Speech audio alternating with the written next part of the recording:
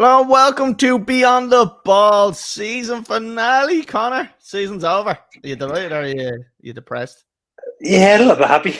Yeah, I'm fucking delighted. Thank fuck this season is over.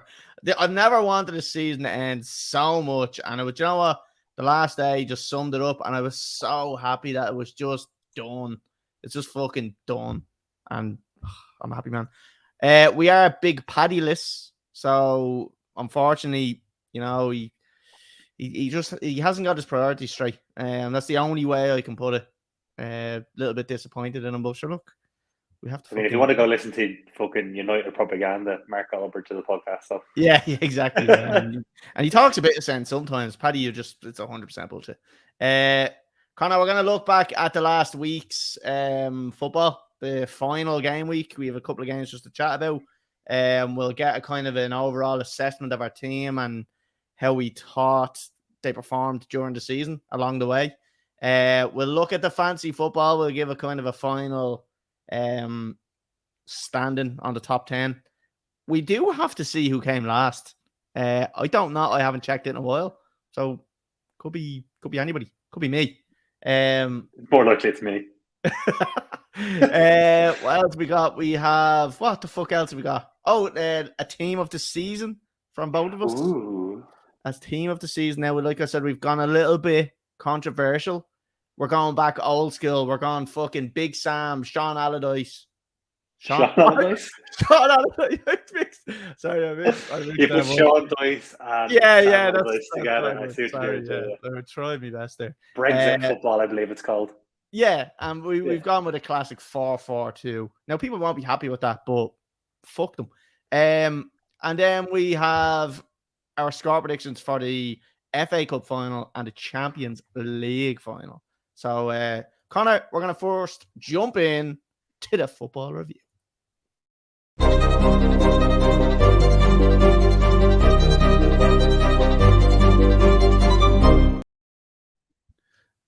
I'm gonna miss that little tune. I'm gonna miss it. God, the fucking force. Can we skip this one? Honestly, can we skip this one? Oh, I forgot this was in it. Yay!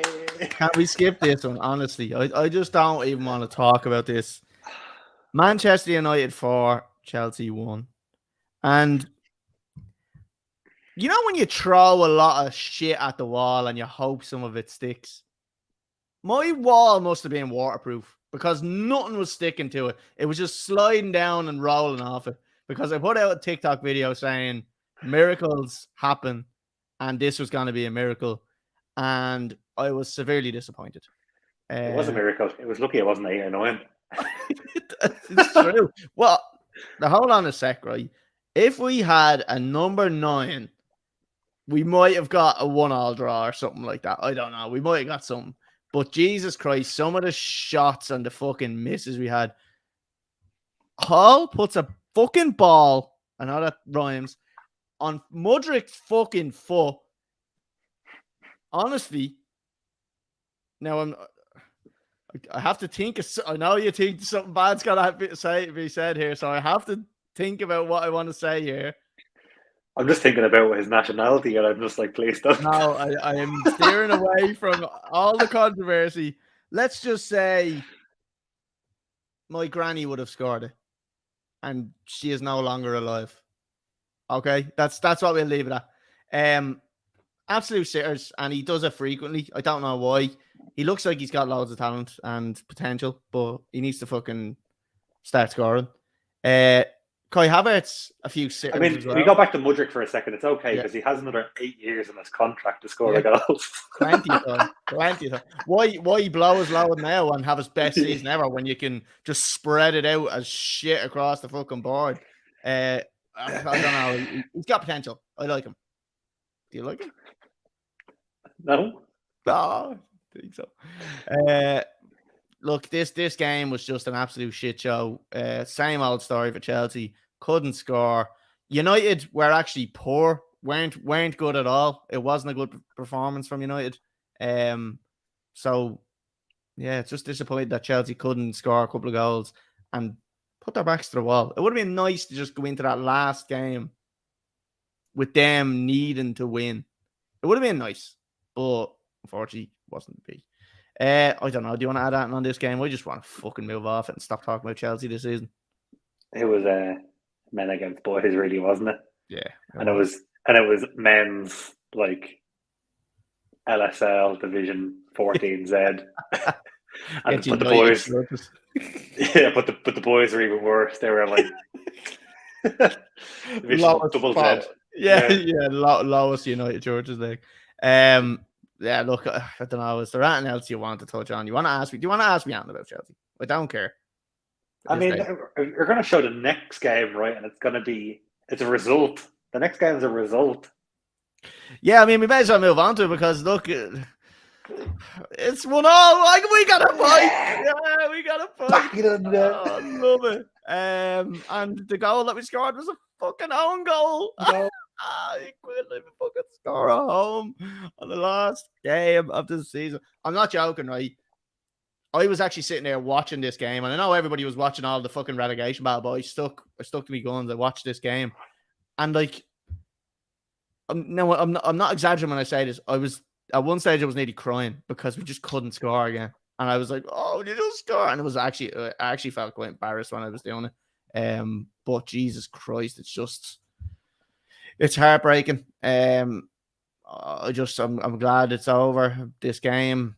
Again, it was just Chelsea fucking playing pretty well, but then just doing nothing in the final third and same shit. I'm sure you have the same shit you want to add to this game. Nothing. I had this game as a draw. Actually, didn't accumulate for the last game. I had this as a draw. Oh. United to win, Everton to win, Leicester to win, and what let me down was I did City to draw. Oh, rookie mistake. I was like, they won't win the game because they won the league, but they'll probably get a draw. Like, I mean, yeah, 86 minute. Thank you very much. Right, €310 down the fucking 20. But no, I thought it was like we used to talk about before we came on, right? The last game of the season, and there's nothing to play for. It is really like that pre-season game, right, where anything could happen. Yeah. Case in point, we'll move on to probably Liverpool game next. We can do. Didn't see any of this, so saw some of the highlights. Yeah, it was just. That's not what you judge Chelsea season off, and it's not what you judge Newcastle season off. So, I suppose do I give my overall review of Chelsea what now? do you think of Chelsea? Right. So the whole season, and the only way I can describe this season was a fucking shit show. From the very start, since Bowley took over, we spent 600 million. We've signed players that are getting 8-year contracts who don't deserve 8-year contracts. And if you're going to give them an 8-year contract, give them a fucking performance-based salary. Okay, I know that's not possible. That's probably not going to happen. But that's what situation we're in. 8-year contracts we're giving him. Then he does the fucking unthinkable and sacks Thomas Tuchel. One of our best managers, won the Champions League. And to say I was shocked, and the day before he done it, and like this seems like it was years ago, but the day before he sacked Tuchel, I said, right, maybe Chelsea are after changing their culture now. Maybe we stand by our managers. Maybe we don't sack our player or our coaches anymore. Our managers, we give them time. I'm not joking, and I shit you not, because there's a video up on Instagram. If you want to look at it, the very next day, Thomas Tuchel was sacked, and I was fucking shocked. My phone in work was hopping, and I couldn't believe it. I couldn't believe we had sacked Thomas Tuchel. To top it all off with that, we get in fucking Potter, and we not only just get him in, we spend something like 10 million to release him of his fucking contract. And then we give him a 5-year contract for fucking 10 million a year. And it's just, I called it and everybody called me a gobshite.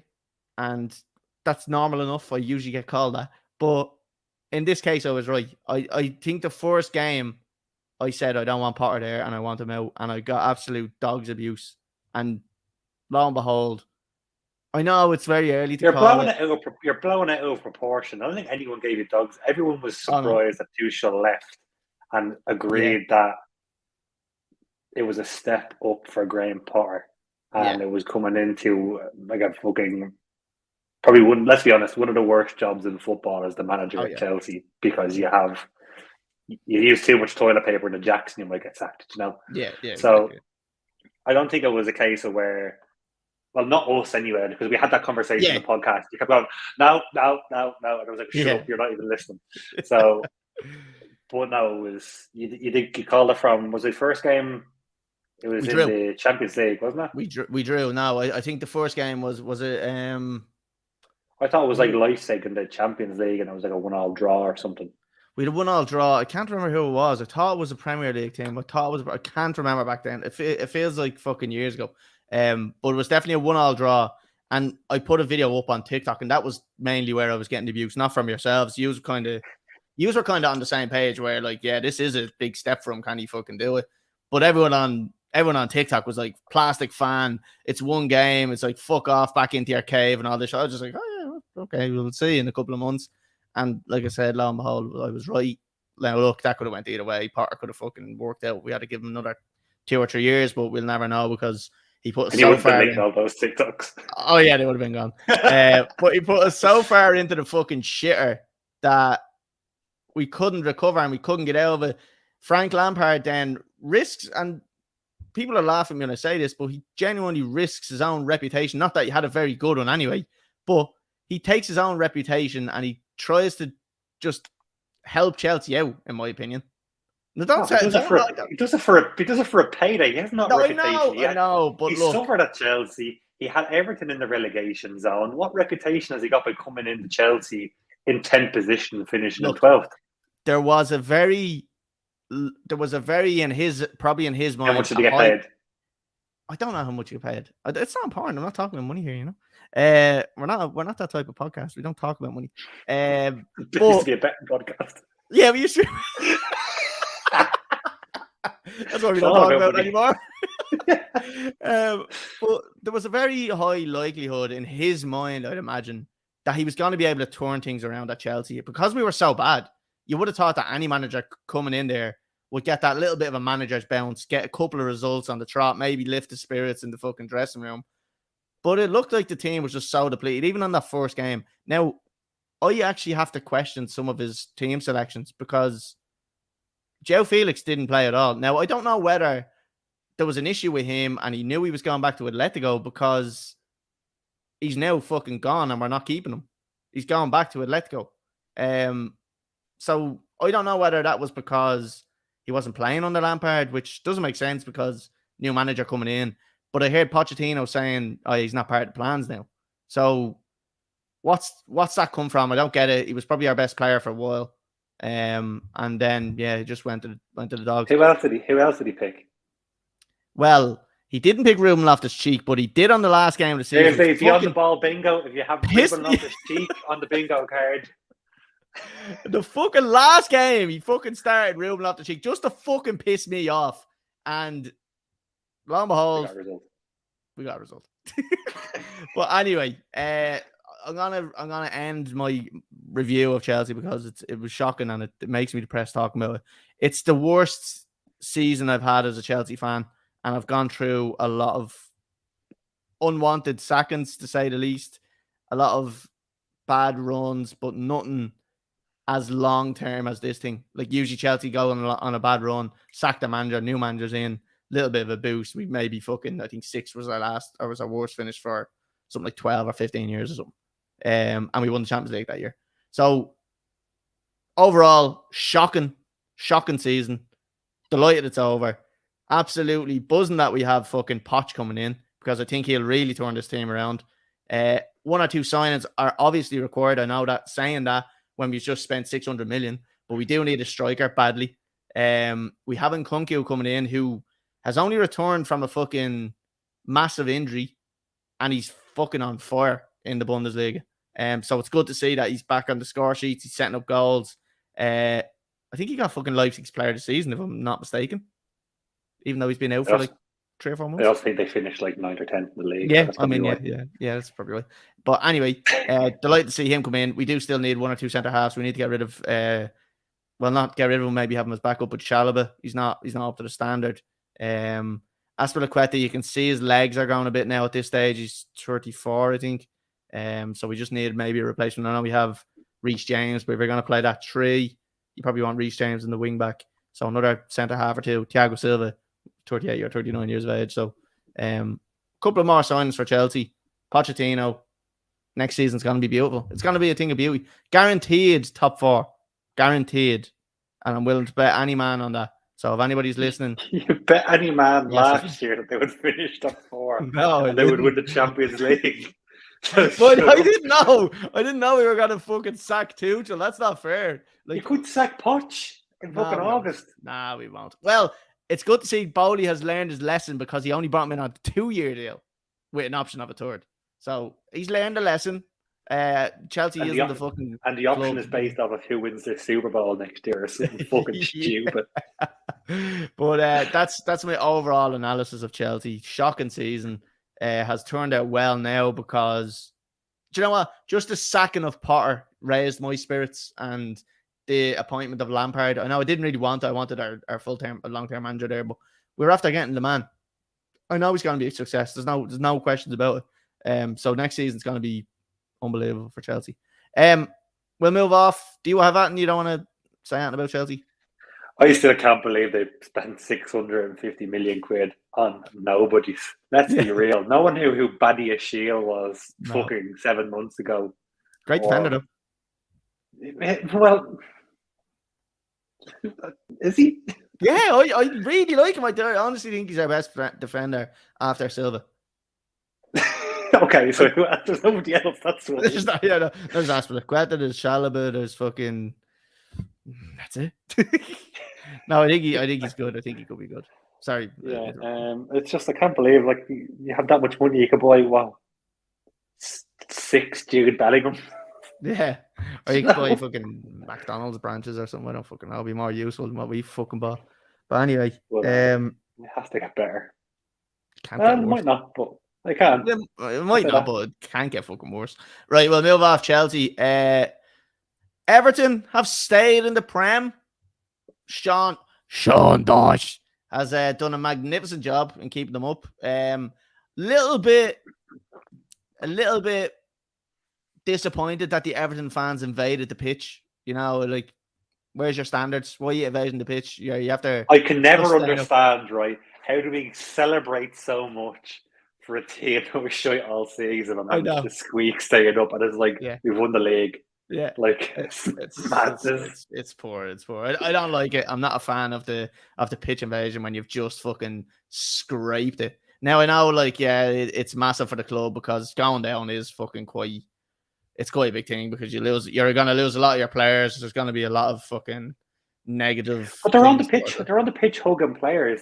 I'm nearly sure there was a load of them took Yerry Mina out of his car about 4 months ago on the road. And abused them. Yeah, that's right. What's going on? All of a sudden, they love him. But yeah, look, fair play to Everton. They held on this game. I was actually watching the end of this game. It was 10 minutes added on. And to be fair, Bournemouth had them a little bit under pressure towards the end, but they defended well. I can't argue with the way they defended and the setup to hold a 1-0 win. So, and to add on Everton for the season. I think they stayed up when they beat Brighton 4-0. I think that was the game that actually turned it for them. Bournemouth were never going to come out all guns blazing in the last game of the season. As much as you're sitting in the dressing room going, we want to relegate these, there's nothing in there for you.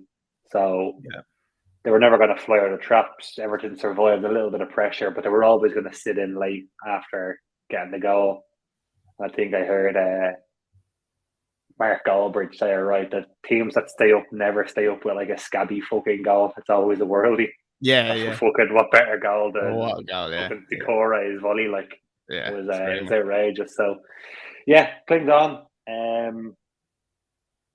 As I said, I think it was the Brighton win 2 weeks ago, 4-0 or whatever, that really put them into that power position over the other two. Yeah. And they're the first team to react with their manager as well. They said, this is not working with Frank. Got rid of him early and gave Dyche enough time. Yeah, exactly. Unlike Leeds with fucking Sam Allardyce giving 4 games to stay up. Yeah, they should have sacked fucking Ted Lasso a long time ago. Ted Lasso, classic. speaking of Ted Lasso, Leeds are fucking gone. I think this isn't good for the Leeds or the Leeds, the league. It's not good for the Leeds. Not good for the Leeds. I think I would have rather see Leeds in stay up. Now, to be fair, I don't think Everton, Leeds, and Leicester should have been the three that are in that position. They should never be there. Like I was thinking Forest because they signed so many players, but they didn't seem to play that well at times. I was thinking Bournemouth as well, but to be fair, they start pulling out results. And then Southampton, I was surprised even that they've gone down, but how can you even argue? They've been dog shit. But disappointed that Leeds have gone down because I think it takes a little bit of rivalry. Like they have the likes of the United game, which I always think is a special enough game to watch. Losing 4-1 to Spurs. Now, to be fair, Spurs were trying to go for that European spot. Fair fucks to Villa because they won and they kept it. But yeah, it's just unfortunate that Spurs had something to play for and didn't really give Leeds a chance. Now, look, Leeds had a won, wouldn't have made a difference anyway because Everton won their game. So, yeah, what did you think of this one?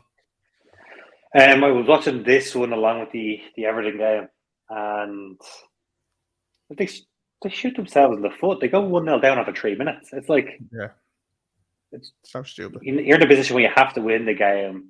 I know you have to go out on the front foot to win it, but they were carved open, and they just passes going astray. The final third, some sitters missed in the first half. I know Robin Koch got in with a header from about 7 yards out, put the ball wide. He's played 72 games for Leeds and he hasn't scored yet, and you can probably see why. Yeah.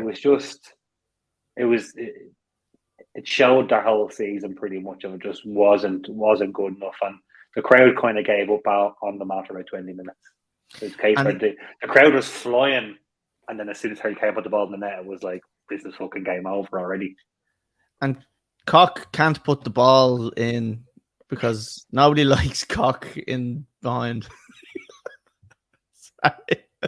I was just trying to think of something. You tried to make a Koch joke. I tried to make a Koch joke, yeah. Unfortunately, it wasn't good enough, so I'm going to need a stiff drink. Sorry, commenting there from Brian Irwin. Cooper and O'Neill done amazing keeping both the sides up. Yeah, 100%. Gary O'Neill coming in to take over that Bournemouth job with little to no experience. People thinking they need to get a full-time manager in to keep them in the league. Yeah, showed that like that caretaker manager can actually come in and do things. Yeah. They have the right mindset. Yeah, and that was a serious escape here. He had them safe for 5-6 games ago. Yeah. Sorry, missed one earlier from Brian as well. Garnacho, best young talent in the league potentially. Now, if Big Paddy was on here, he'd be sucking your balls right now. But unfortunately, you're talking to non-Man United fans. So last time one of the guys on the podcast said that somebody was going to win the Ballon d'Or, it turned out to be Mason Greenwood, and we all know what happened there. So can we also say that he's put this comment in, Garnacho, best young talent in the league, potentially, which means you don't even believe it yourself. Yeah. There's potential. There's potential for everything to happen. Like, so yeah. You don't believe it. I don't fully think you believe that as well. So, shall we move on from Leeds and Spurs? Yeah, Leeds are gone. Spurs are shy. Next one, Leicester and West Ham. Again, it was just a game that Leicester had to do their own job. They got it done. Unfortunately, like I said, Everton won, so nothing they could do. Leicester are very disappointing this season. I'm very surprised they've gone down, but it's almost as if they're just walkovers at time. Like the likes of Maddison there, like these are all like decent enough players. Like Vardy, we know, is kind of coming towards the end at this stage. The legs are kind of gone. Maddison is still looking for that big move, I'd imagine. I don't know whether he's going to get it now. He's not going to get it. Like there's a few other players there that are decent that shouldn't really be going down to the championship, but unfortunately, they've been shit all season.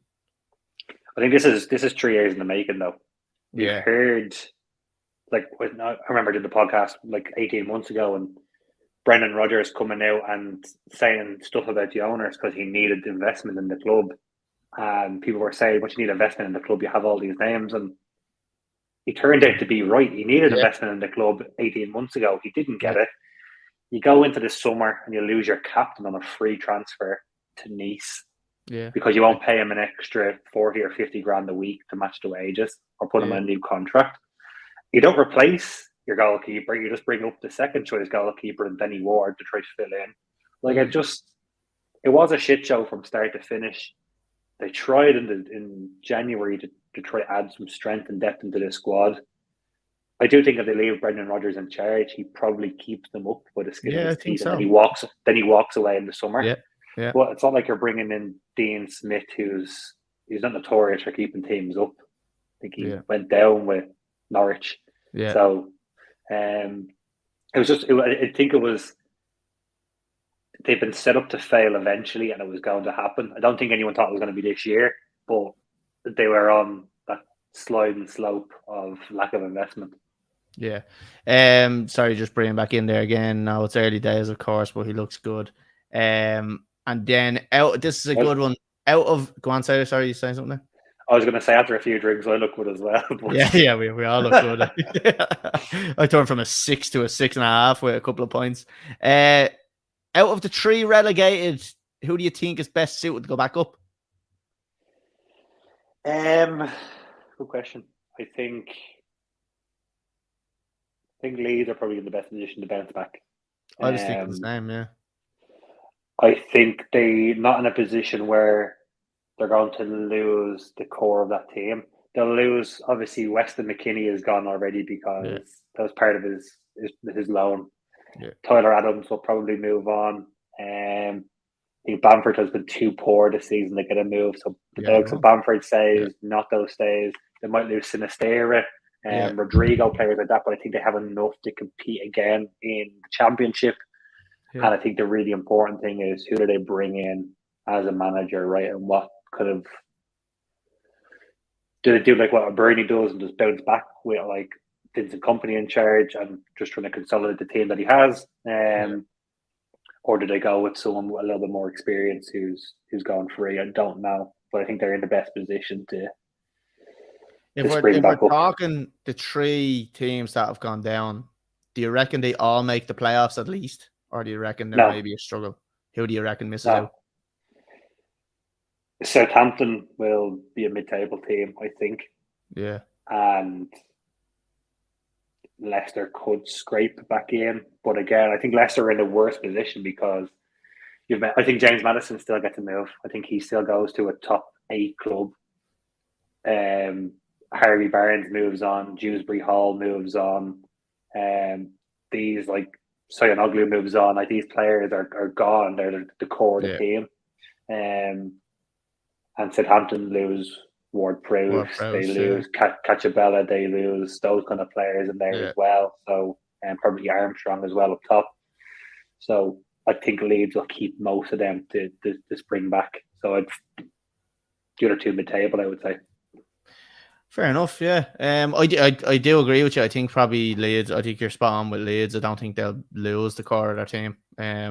The others, again, there's probably going to be a few leaving. I don't know whether anybody would have that type of thing wrote into their contract, just because. To see the likes of Ward-Prowse might have something in there where he can get a move. What you'll find is that, and I was only reading it today, that a lot of the Leicester players do because they were not. Right. It's teams that aren't expected to get relegated usually have that written into their clause. I'm sure Southampton and Leeds are probably saying they might be battling around there a couple of years ago. Yeah, but I know probably Dewsbury Hall has one in there to say that he can go, or the other way around, being that if they were to get relegated, he would have to take a pay cut. Yeah, fair. Right, on to that was Leicester and West Ham. So we're going to move on to the next one, which is Man United and Fulham. Look, we're not spending long on this because Big Paddy's not here, and we don't care about United. We hate them, in fact. So yeah, I don't know. Do you have anything to add in this game? Embarrassing that the United players were celebrating with David De Gea for most clean sheets. It's been his worst season in the league.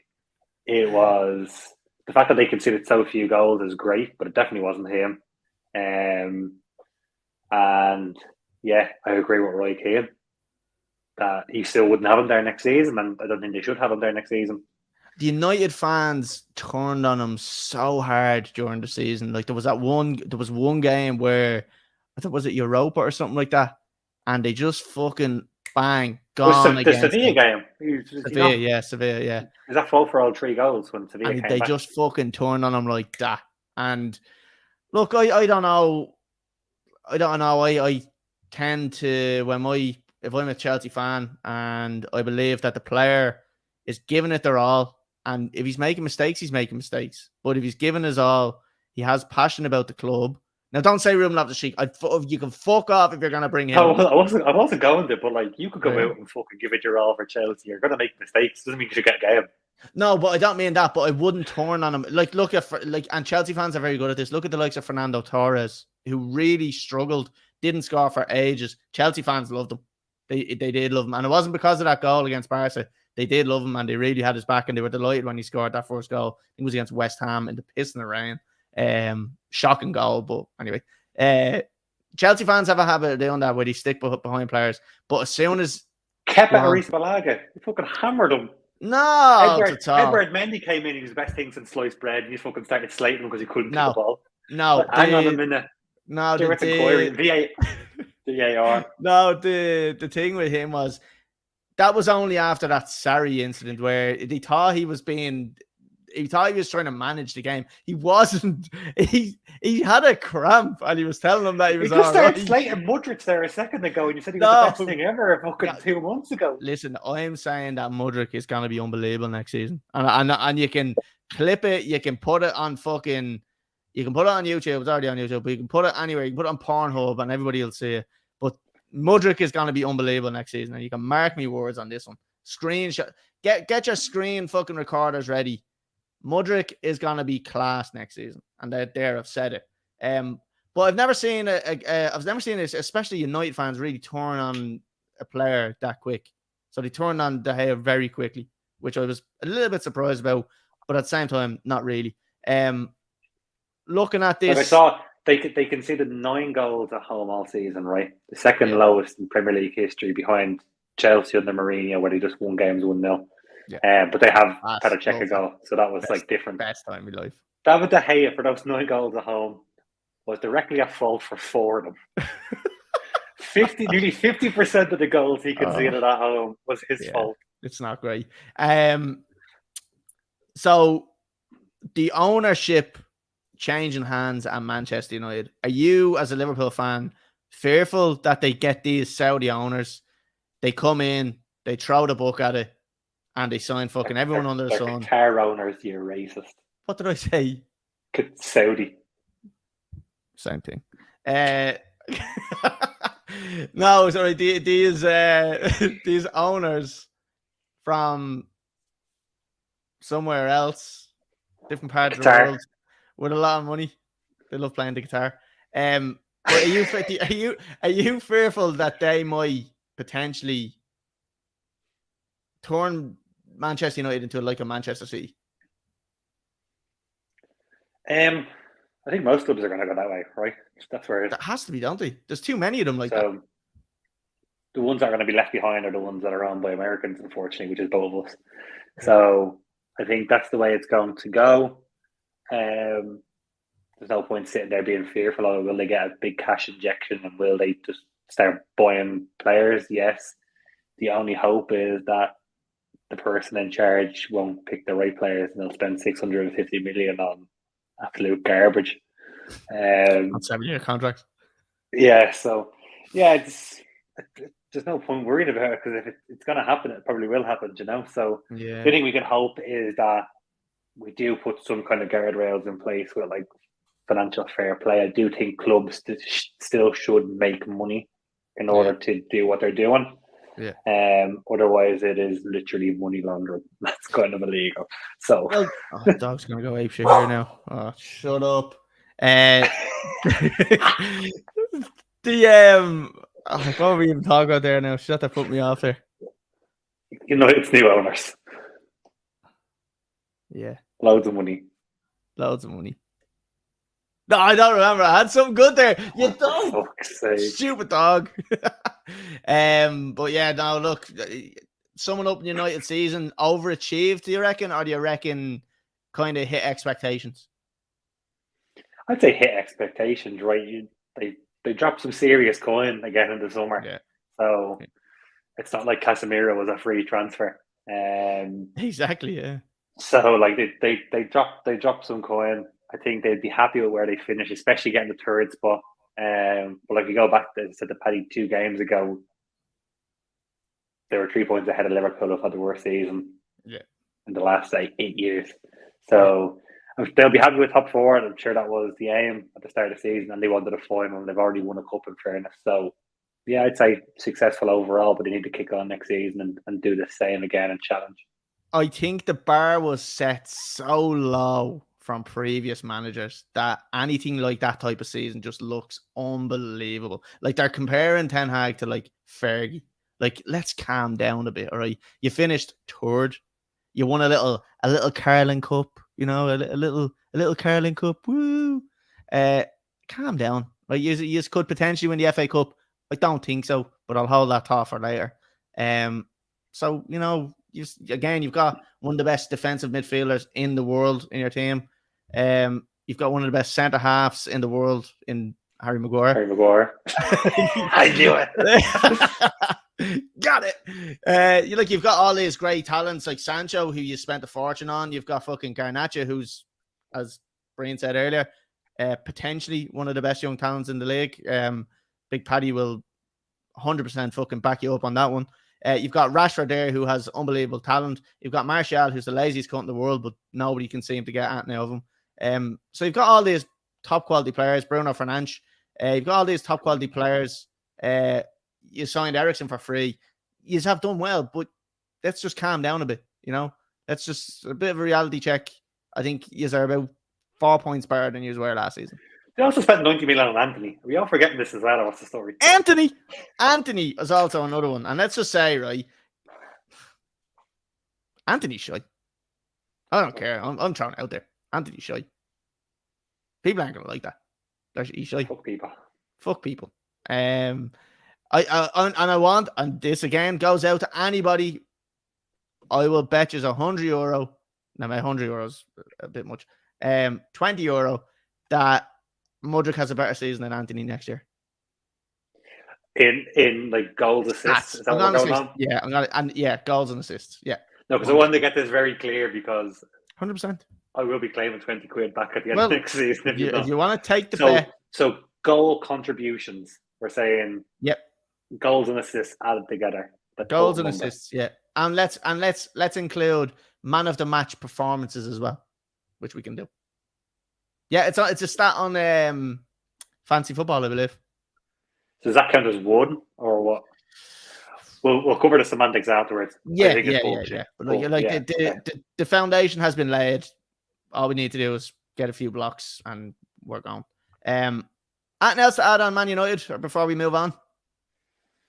I presume we're going to talk about the cup final anyway. So yeah, exactly. On to the next one, Connor, and just tell me what the fuck happened here. I couldn't tell. I didn't watch the game, so I couldn't tell you. I was watching Everton and the Leeds game. I mean, it's not a strong team they've put out, so I'm gonna say that. But again, it's like they were top four was gone. They were finishing in fifth. Yeah. Like I know I was playing football this season. The last game of the season, we mixed everything up and we played lead back three and we did fucking all sorts. Controversial in Ireland. Very controversial. We're a Protestant team. But yeah, that's what happened. They went 2-0 up. They went 4-2 down, and they drew 4-4. Can I get your? I suppose I'm going to jump onto your overall review of Liverpool this season. How do you think the season has gone? Are you happy with any players? Have any players shocked you? Have any players surprised you? Have any players disappointed you? And Klopp's overall performance. I mean, I think I hit nail on the head at the start of the season. I said, second, if they invest at the same level as City, and if they don't invest at the same level as City and those other top teams, I don't see them struggling. and that's kind of what happened. I think they didn't invest to the same level and they struggled. Yeah. Obviously hit for 6 as well, with like losing Luis Diaz, Diego Jota Massive for loss. like 4 or 5 month spells, not just short term. Yeah.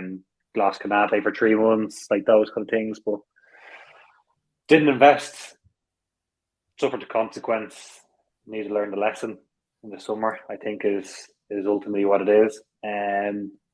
Players who impressed me, I think Alisson is probably one of the best goalkeepers in the league this season.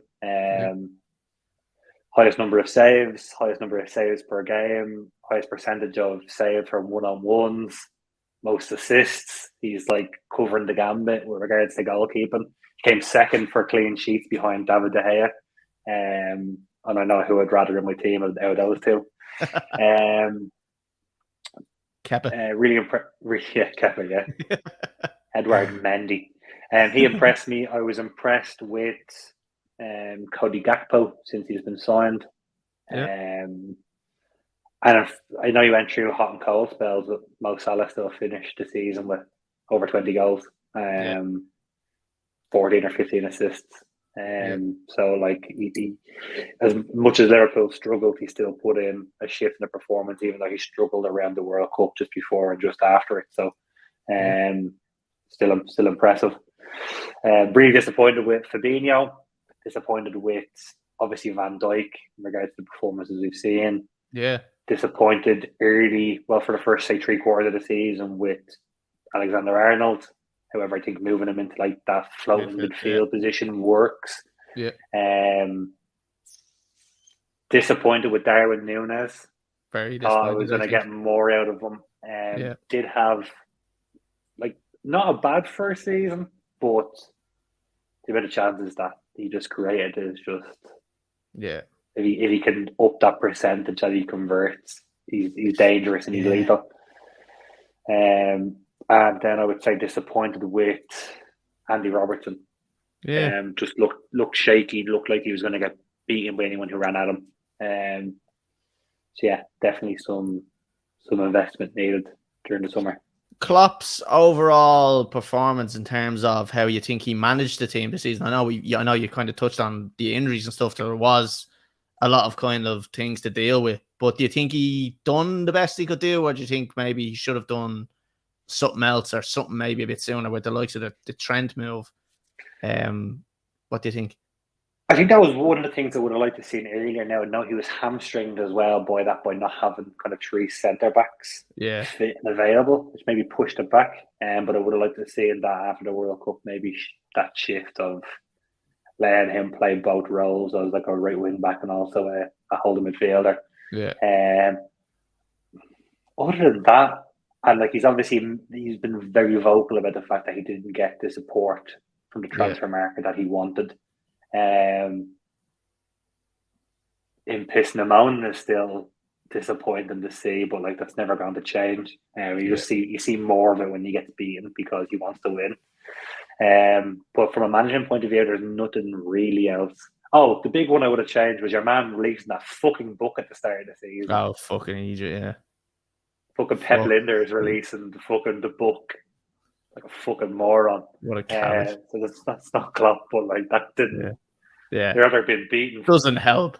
4 times in 5 games, and he was like, "How to play like Liverpool?" And you're like, "Fuck off!" Like, but other than that, now happy enough with that. And again, just want them to get things sorted, finalised for the summer. Do business early, do business quickly, and not have to. You know what teams do? Like, oh, we'll see how the first 2 games go. At the start of the season, you get beaten the first 2 games. You're like, oh shit. Andy Carroll's available. That's getting Peter Crouch out returned. Touching on kind of this summer, and I know we will probably kind of touch on it at some other stage, but expectations for next season. I think they need to match everyone else, so they need to have 250 million investment in the team. Alexi McAllister, and that it is. Well, it looks like it's finalised. I'm all over that. I think he's a better version of Jordan Henderson. He kind of does a little bit of everything. I thought you were going to say a better version more. of Jonathan Morley. I thought that's what you were going to say. Jordan Henderson. Okay. He's like a jack of all trades, but he's like a higher work rate. Yeah.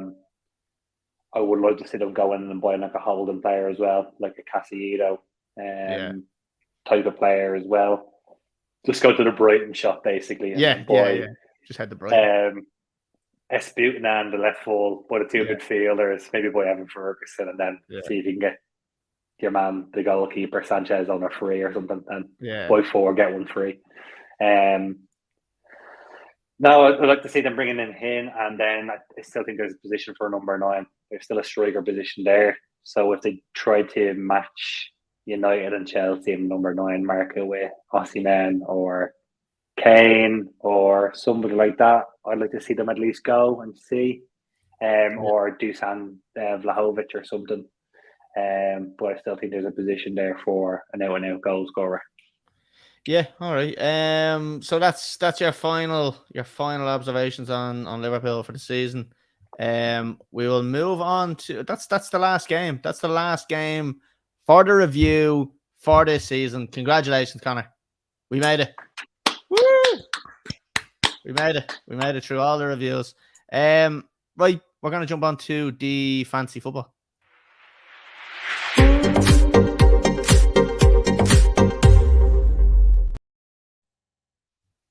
Right, I'm going to pull up this screen. Anyone that is listening to us on Spotify or Apple Podcasts, you can go over to our YouTube and you can see what we're talking about. We had some problem with getting onto Facebook for some reason, but I don't really know. Fuck you, Zuckerberg. Yeah.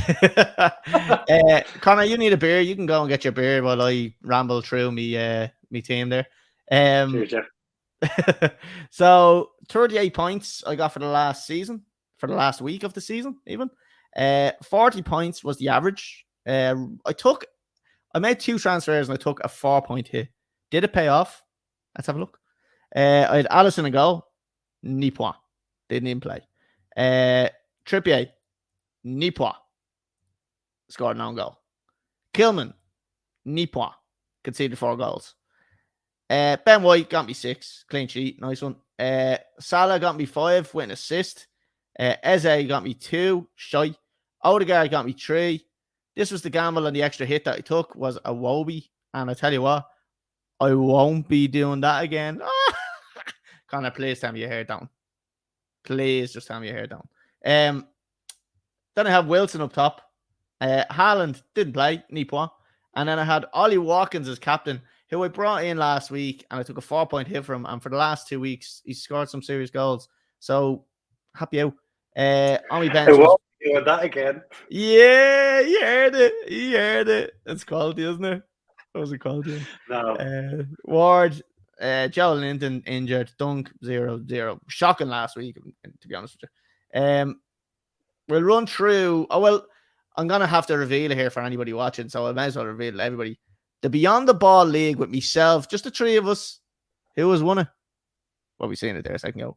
Me. Oh, congratulations to me. 60 points? I'm going to blame him in that. Yeah, I know.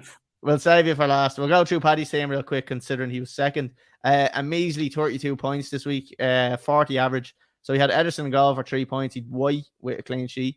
Trippier, who again scored an own goal, so got 0.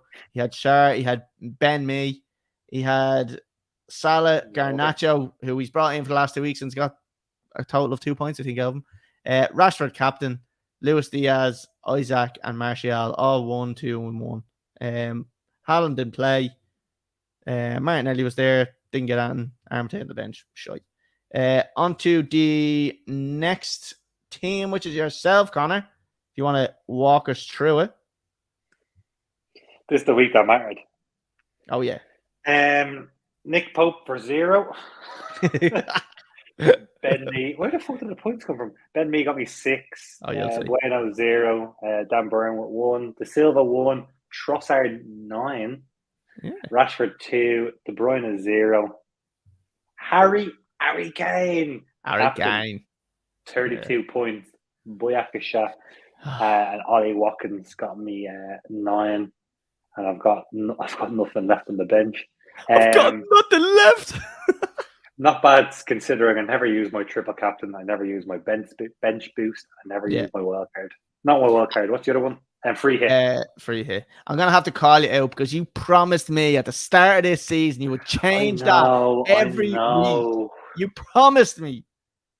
You would have, yeah, but you realised then that I had Mason Greenwood, Benjamin Mendy, and Yao Cancelo in my team up until March. Yeah, well, look, I'll forgive you this time. I'm not doing it next season because I'm especially not putting money on it. Well, look, I won the lads. I just gave away 50 quid this week for no reason. Like, I might as well just send it to you at the start of the season. The 50 quid is supposed to be an incentive to keep doing your team, but you just say, "Nah, fuck, I'm willing to just give 50 or to shut everyone up." That's what you're doing. No, I said at the start I didn't want to do it. Oh, well, and we forced you, did he? Peer pressure. Yeah. Right, we're gonna have a look at the league. Let's see who's won the league, not winning, won it. Drum roll. Can you give me a good drum roll? Conor Ennis. Oh yeah, a very fitting team to win it. To be fair. Francis was only 4 points off. Francis was 4 points and finished in second. 2,558 was the winning score by Conor. And Francis had 2,554. So can we just say that Francis came from 11th about 4 weeks ago? Yeah. To get into second place. Yeah, he flew up. Tony Tam came up to third and finished third, obviously, as I just said. Colin Davis is up to fourth, representing all the Collins in the world. Fair play to him. With Eric 10 slags. Adam Doyle down to fifth. Collie Lamb, who was leading for ages and fell off. Finished in sixth. Shane Burke in seventh. Oisin Kane again, who was leading it for probably fucking 60 or 70% of the season, finished in eighth. Sean McDermott in ninth, and Dane Fletcher in 10th. Connor, we're gonna have a look at last place because I saw I went up, so I didn't finish last. Nathan Dooley with 1406. Now, if I remember correctly, Nathan may have joined the league late. May have. Otherwise, he's extremely shit. I'm on the last page. I just saw myself. Are you? Yeah. Where are you? 105 or something. There you are. 108. You finished 108 out finished behind Darren Morris. Oh, Jesus. 139. And if it's not Nathan Dooley, it's Patrick Keane, it's Dan Iconi, Sean Stack, Nadia Powell, Thomas Needham, and Derek Fallon. So there we go. That is the wrapping up of the fantasy football for the season. Fair play to you, Connor.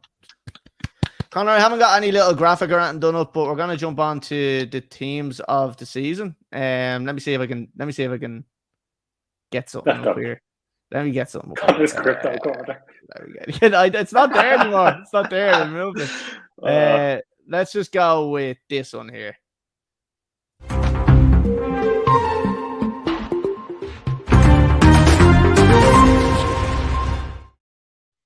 I mean, it's air breaking news. We're breaking the news. So Connor, we had a little chat about this before we came on. I put to you that I was going for an unconventional, which you would not have usually said 4-4-2. Can you give us your team? Yes, I can. I've also gone. I've matched you just so it's comparable, and I've gone 4-4-2. Should we do position by position, or like I'll do my goalkeeper, you do your goalkeeper, I'll do my back four, you do your back four. You can do. You can do. Or do you want to start with who's your manager? My manager, and it was a little bit of a toss up in this one because Frank Lampard was definitely one I considered, but I realized I wasn't trying to get this team relegated. So it was a toss up between Eddie Howe and Pep. But I would love to choose Howe, but I don't think I can because Pep is potentially going to win a treble. So I'm going to have to go with Pep. You sound like fucking Brain now. Best player, potentially. No, I've gone with at the Pep. moment. I'm going with Pep. I'm going with Pep. He's Yeah. the best. He's the best manager in the world, I think, in my opinion. Who have you gone with? I've mixed it up. I've not gone Pep. Oh. I've also not gone Eddie Howe. Oh. Par. Don't say Arteta, please. Don't say Arteta. I've not gone with Arteta. Oh, thank God. It's not you. I've gone with Roberto De Zerbi. Oh, very nice. He's taken Brighton to the first time ever in their history to Europe on a shoestring budget. Yeah. I respect that decision. That's and actually... it was a poison chalice. There was no one could fill in from Graham Potter after Graham Potter left Brighton. No one could do it, and he was in charge pretty much the whole season. They were 17th or 18th when Potter left, and they're in Europe. Yeah, fair play. Yeah, no, that's an honourable shout. I don't disagree with that at all. Who have you gone at right back?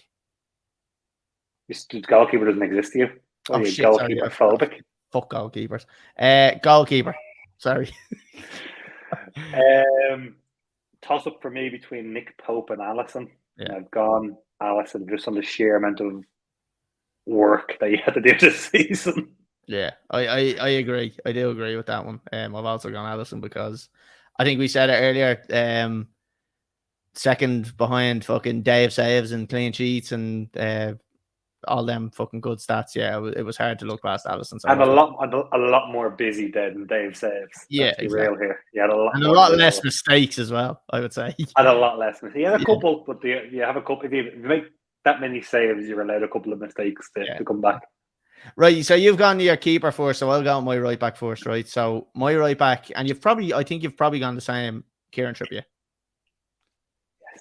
Yes. It's hard not to when you see the effect he had on that team and the amount of assists. What a revival! Unbelievable. Fucked out with Spurs, went to Atletico Madrid, didn't really play, and then came back into Atletico.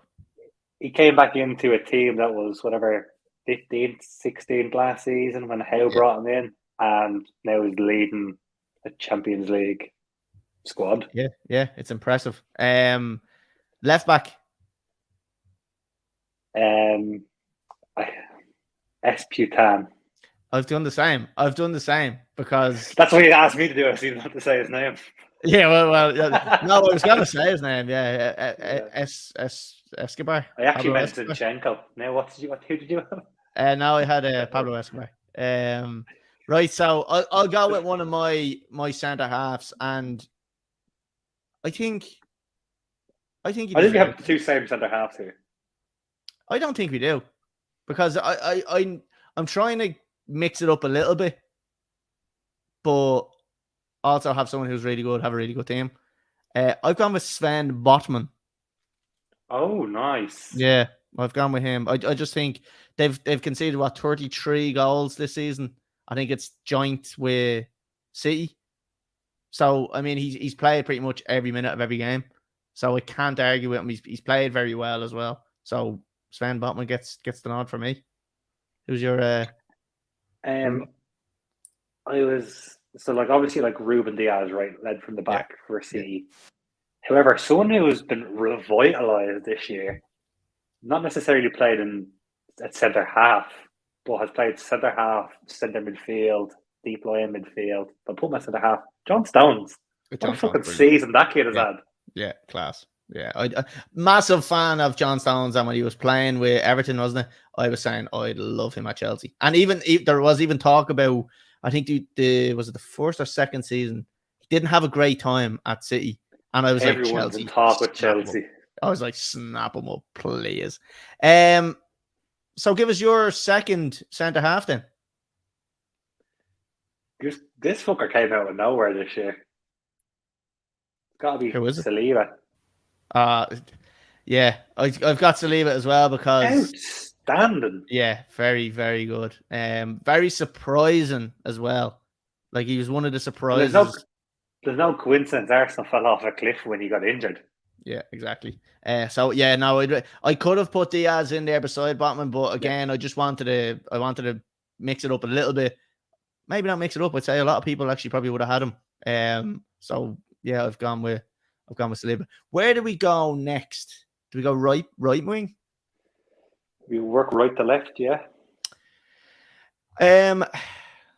This one for me, there's a couple of people that could have gone in there.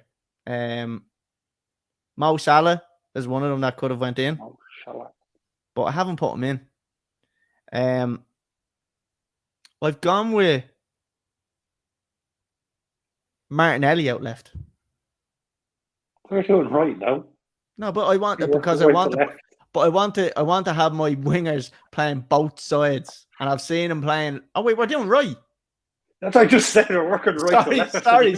All right, no, we're going left. It. No, we're going left wing first. We're going left wing first. Yeah, we're going left wing. Yeah, we're going left wing. Sorry, Martinelli. Yeah. Sorry, Martinelli left wing. Sorry. Yeah, who's your left winger?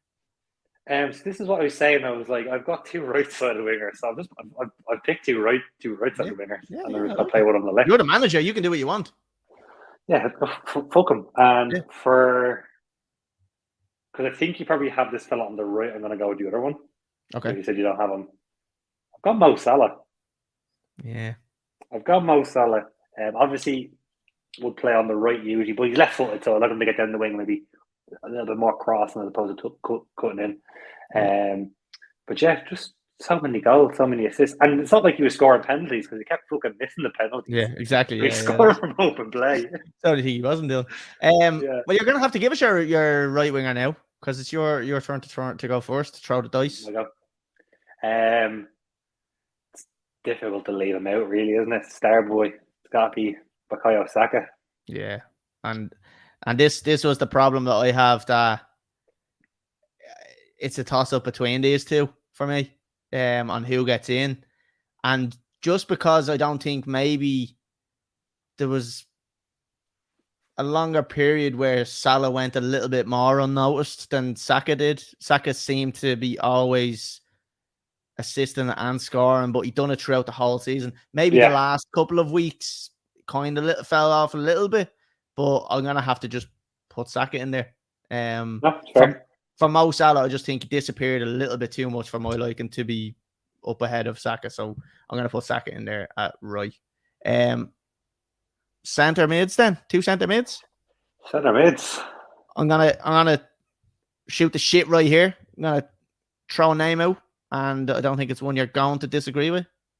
Kevin De Bruyne. So I literally flipped the coin when I was doing this earlier on. Oh. And Kevin De Bruyne was one side of that coin. And who was the other? Rodri. Now, who won? Because for me, the other midfielder, there's no doubts about it. Okay. I've gone Kevin De Bruyne has won, but it was so close between, like, Rodri was, you talk about, like, Pep. Rodri was Sergio Busquets this season. Yeah. Yeah, it looked like he did nothing all season. And you look back and you go, holy shit, he broke up so much play. Yeah, he's a very good player. Very underrated. Like, I think maybe towards the end of the season, start getting a little bit more credit than he, well, not more credit than he deserved, but he got more credit because he wasn't getting a lot. He also scored a worldie in the FA Cup semi-final, which kind of helped him, I think. Yeah, so, definitely. So yeah, well, now you're gonna give me your second one because I've just given. I don't think there's any doubts about this. It's Martin Odegaard. He's come from. He's sold to Real Madrid at 16, and he was wonder kid. Shithole did nothing for those 2 years, and has just emerged. He's captain of Arsenal, who put on a pretty decent title charge out of nowhere.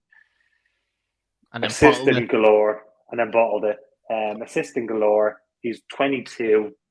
Like, it's not his first season in the league, but it's definitely a standout, and it's the one that he's going to build off of, I've saved the rest of his career. So yeah, right now, Odegaard.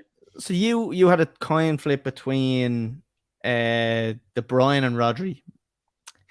I'm quite a defensive-minded manager. So I also Ruben Loftus-Cheek. Ruby. So yeah, I'm I was in a toss up between them two as well, because I was thinking to myself, if I'm that manager, what do I want? Do I want another player attacking with Kevin De Bruyne, or do I want an anchor in midfield that's going to hold there and going to break up play, sitting in front of a four? Tell you what you don't want. I've got Salah, Odegaard, De Bruyne, and Saka. I don't think anyone's defending. Yeah. So that's where I was coming in, and I was putting me kind of tactical thinking here on. Tactical thinking here on. That's not even a word. We'll roll it. So I put me here on, and I landed on Rodri because I just think that I've got Kevin De Bruyne, and I know that I know we're picking a team of the season, but I'm also thinking to myself, if I'm to manage this team, what do I do?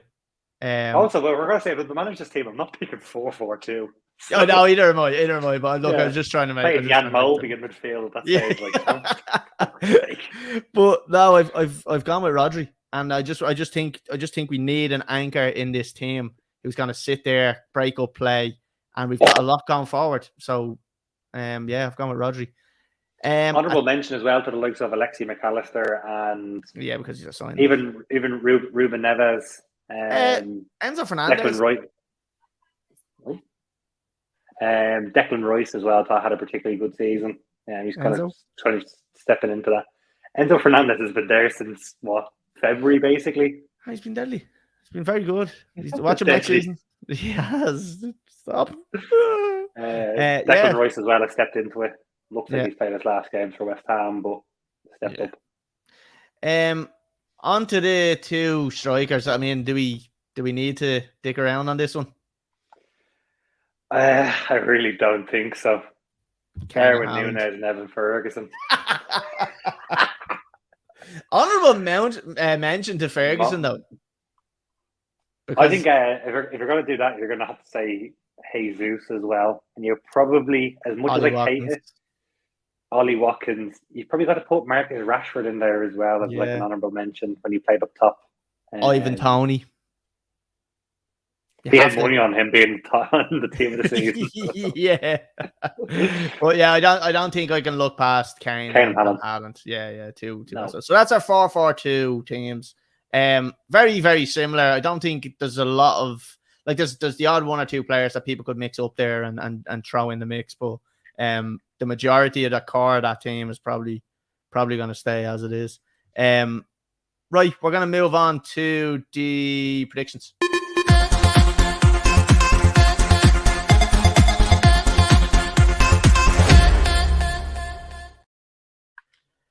Right, Conor, we're going to wrap up our podcast this week with two score predictions. The two cup finals that remain. First one we're going to be looking at is Manchester United and Manchester City in the FA Cup final. How do you see this one going?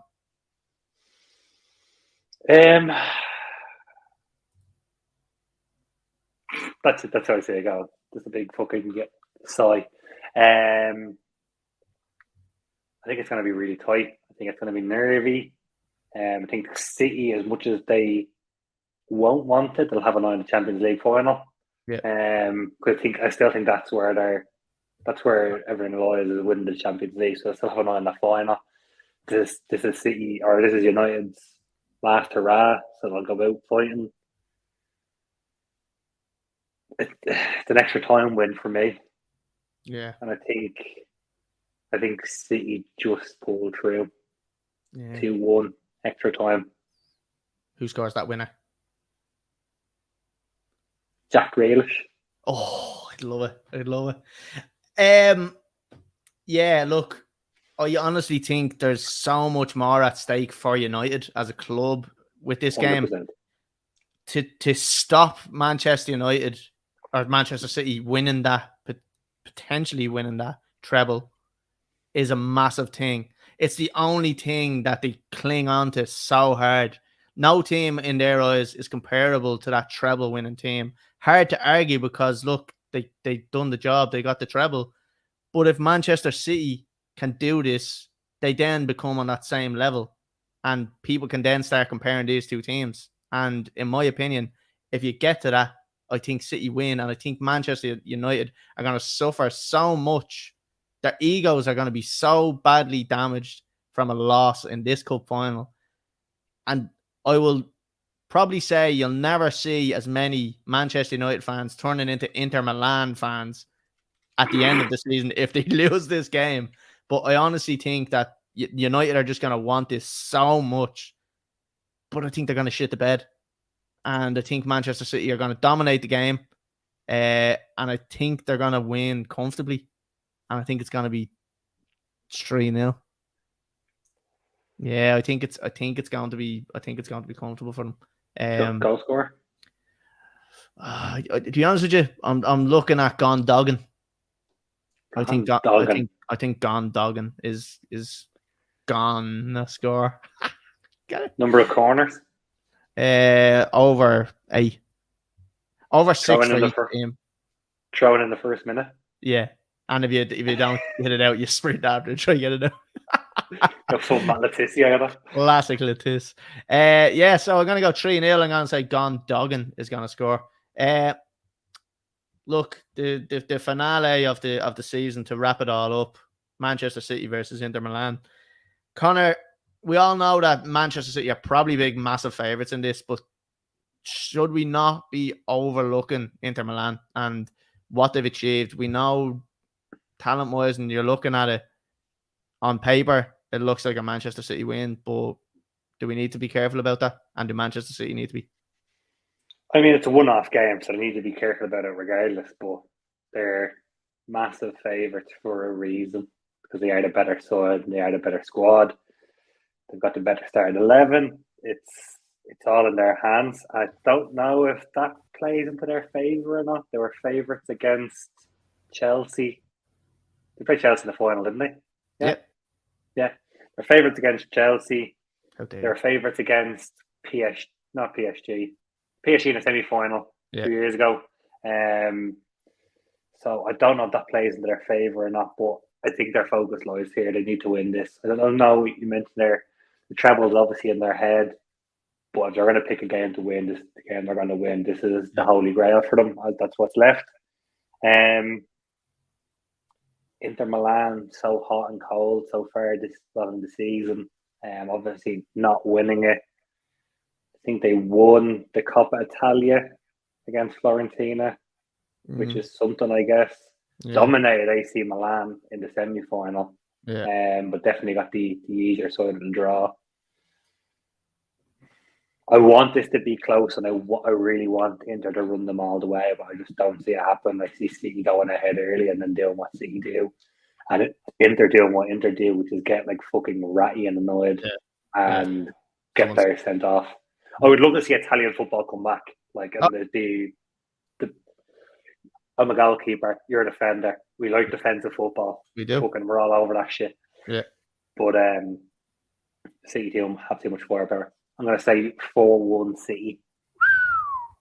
And I actually don't know who's going to score for City, so I'm going to back Martinez to score for Inter. Nice one, yeah. Okay. Yeah, look, it is one of these things, and just for the record, I do want Manchester City to win that treble. I do think it's just beautiful content. It really, really is. It's content for life, to be honest with you, as well. I want Inter to win it. So okay, yeah, that's fair enough.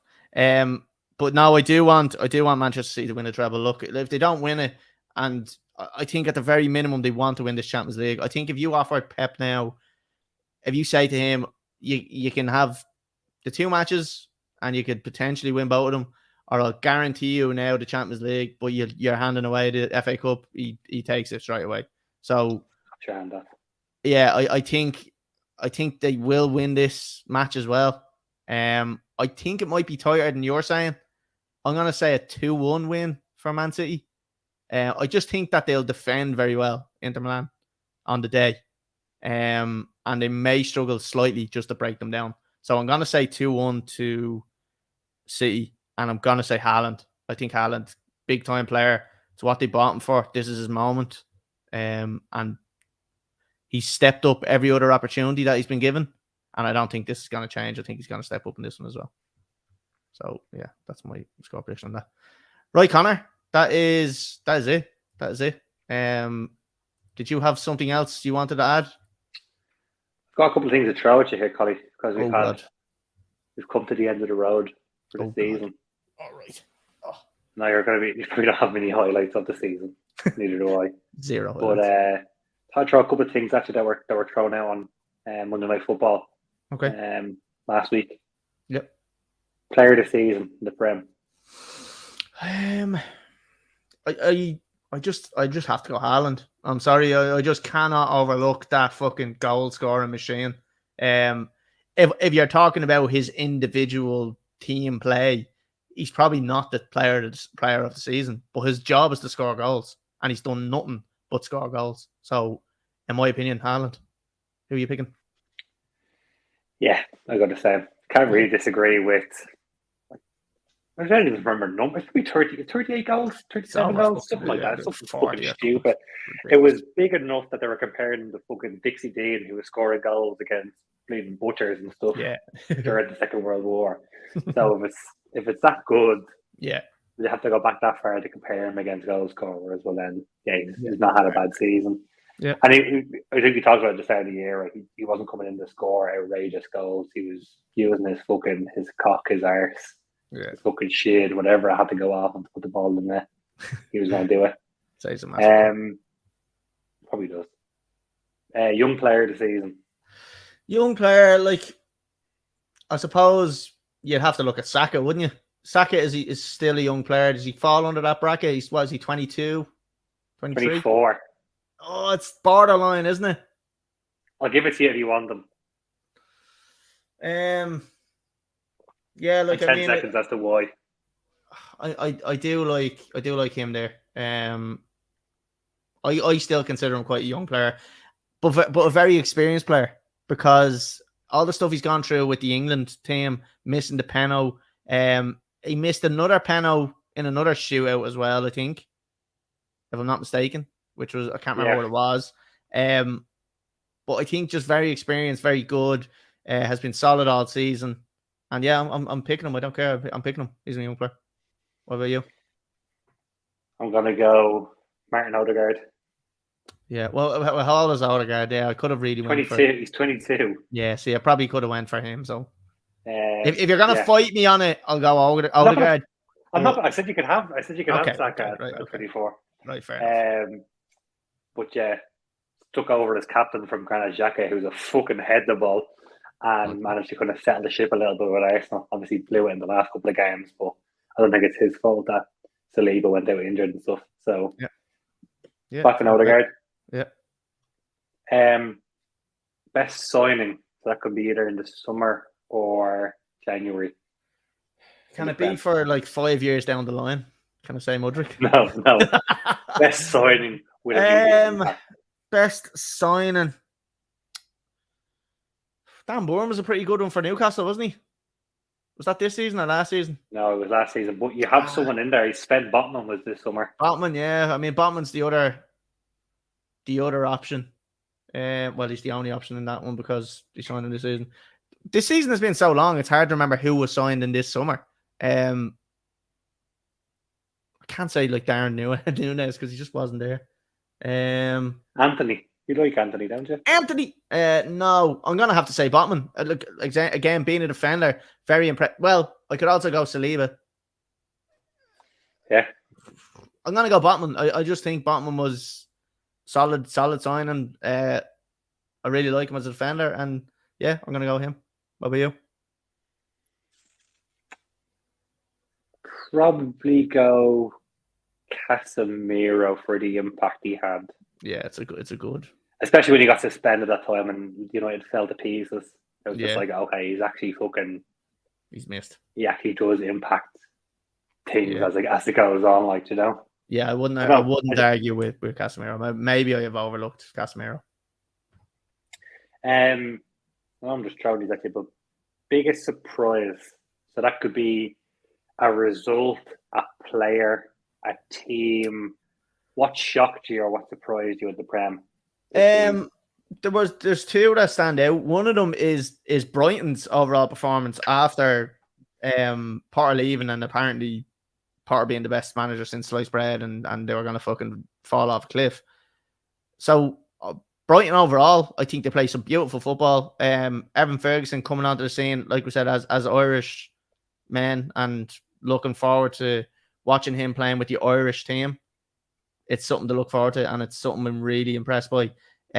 He's very good. He's really, really good. So they've been massively impressive for me.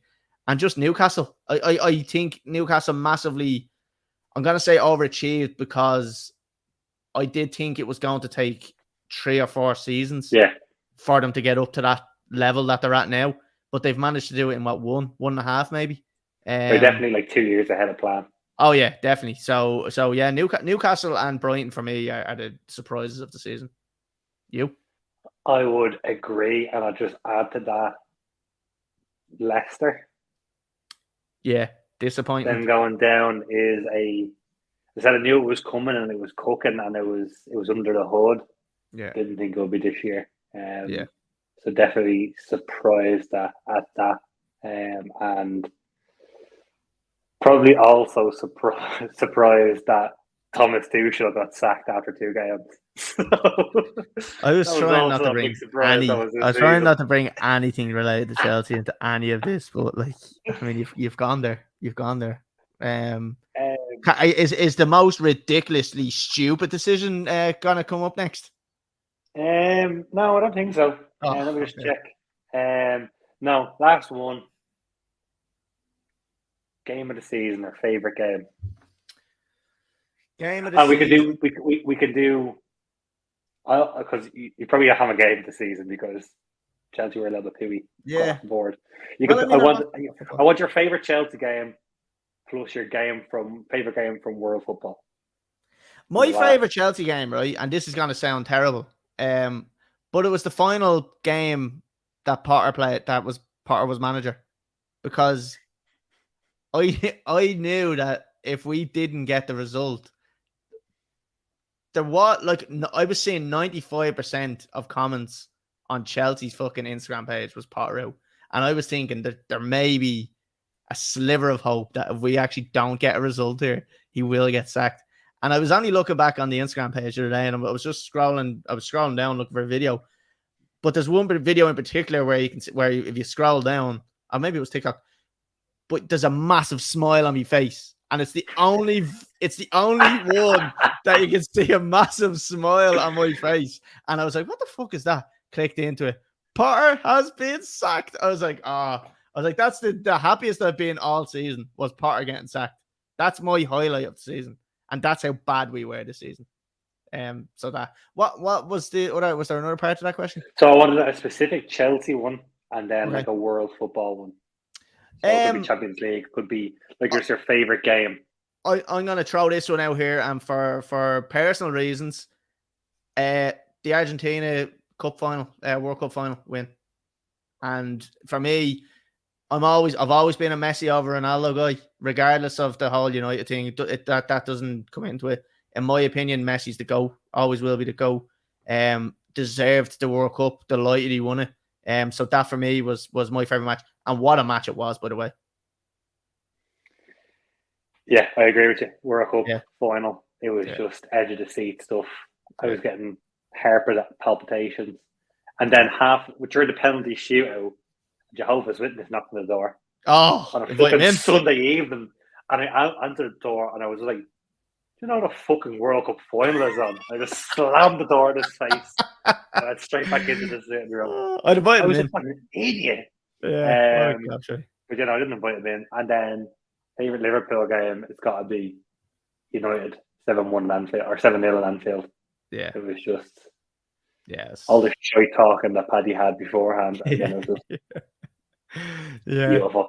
Finally, one thing that you will take or you learned during this Premier League season.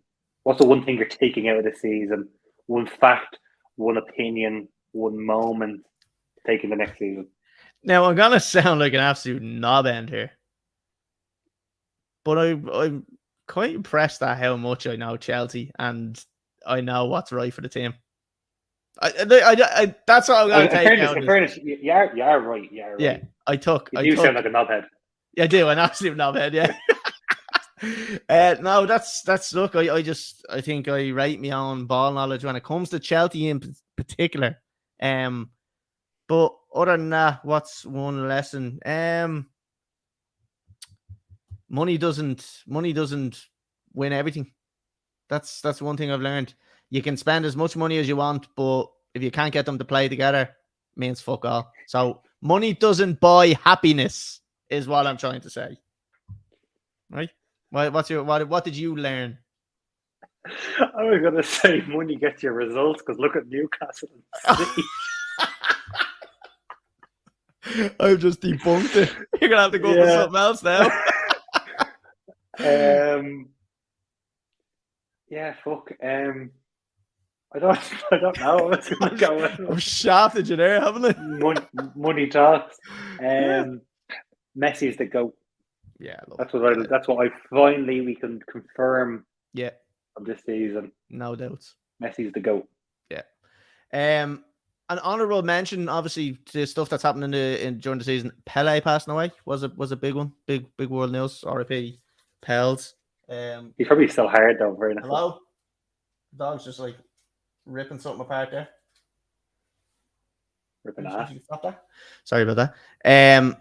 Yeah, Pele passing away was one thing that was kind of a little bit of a downer. But look, he was fucking 89 or 92, whatever the fuck he was. Anyway, he was very old. Just two made up numbers. Yeah.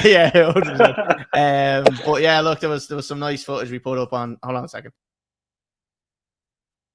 There was some nice footage we put up on the TikTok page of him playing in Daily Mount back in the day. So that was nice to come across that on TikTok. But yeah, other than that, Connor, have you anything else you want to add before we close off the season finale? League of Ireland is still ongoing, lads. You're not without football. But then support your local club. Yeah. Unless that be in Tala, and then fuck off somewhere else. Yeah. But yeah, still football going on. We're going into international break then as well. The start of June. Yeah. With a couple of big Ireland games. So still bits going on. And then obviously everyone presumably wants some signings in the summer. Who doesn't? Yeah. So we want some. Hopefully we can keep you up to date with what's going on. Basically, we're just going to relay what Fabrizio tells us. Yeah, 100%. Yeah, like we won't have any breaking news. It'll all be reposted. Yeah, be reprocessed. Yeah, I just want to, Connor, massive thanks to yourself for being here all season. It's been a pleasure. I mean, I had a bit of a cop out. I wasn't here all season. I was more look, when Liverpool's form dipped, you dipped also, but it's fine. You made your way back in. To be fair, anybody who's wondering why you've taken up football again, so you know a valid reason. All related, you know, all it's what we love about the game. It's a beautiful game. Just so you know, my gaffer resigned at the weekend, so Connor's back full time on Tuesdays next season.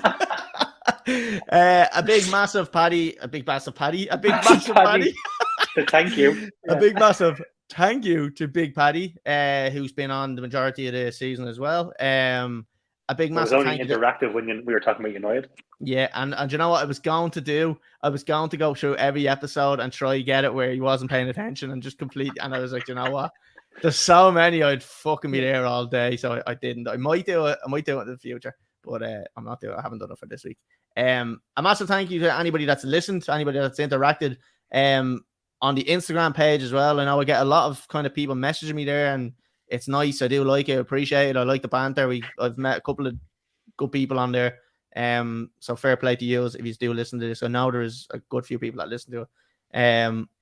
Fair play to anybody that's followed us on TikTok, subscribe to the YouTube channel, listen to us at all this season. You know, it's all good. Rate us 5 stars though. Don't be a prick. Yeah, give us 4. We don't mind the 4. Don't be. I was saying if you rate us 4, we know you listen. Yeah. So but the problem is we don't know who that person is. Apple Podcasts, you can write a review, so you can write your name in. Spotify, you're just gonna have to give us the 5 stars. Yeah, whatever, you would take 4. But yeah, look, it's the same old shit. It's business as usual. I can't fucking speak Thank fuck this podcast is over for the season. Do you know what? The whole season's gone shit. The podcast is going to shit. Chelsea went to shit this season. Do you know what? Fuck the podcast. Podcast is going to shit. We were doing challenges and all at the start. I know, yeah. No, we will. Sitting here scratching our hole.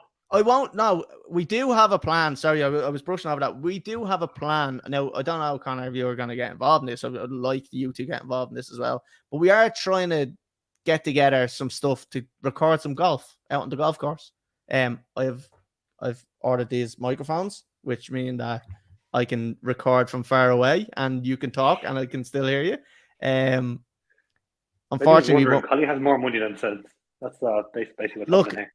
Unfortunately, we won't be able to watch me smash a driver till mid-July anyway, because that's when I'll be getting my new driver. But it is always a possibility that could happen. So we're hoping to do a bit of golf content for people. I don't know. Maybe we might do some fucking League of Ireland matches. I don't know. I, for one, would like to go to a couple of League We'll of Ireland get some matches. Content over the summer. I think so, yeah. There'll be content. Yeah. There'll be something going on. We'll be wrecking your head. You'll see me on TikTok. So that's it. Connor, we're gonna end it there. It's been a pleasure having you on all season. Yeah, we won't be back next week. We don't know when we'll be back. But until then, never. Goodbye.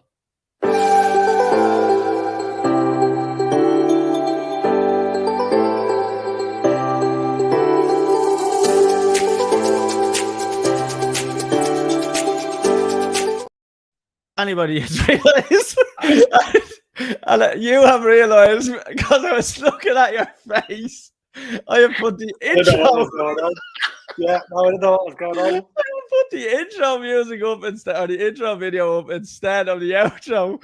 So one last fuck up before we go, Connor. Breaking news. This is what it's all about.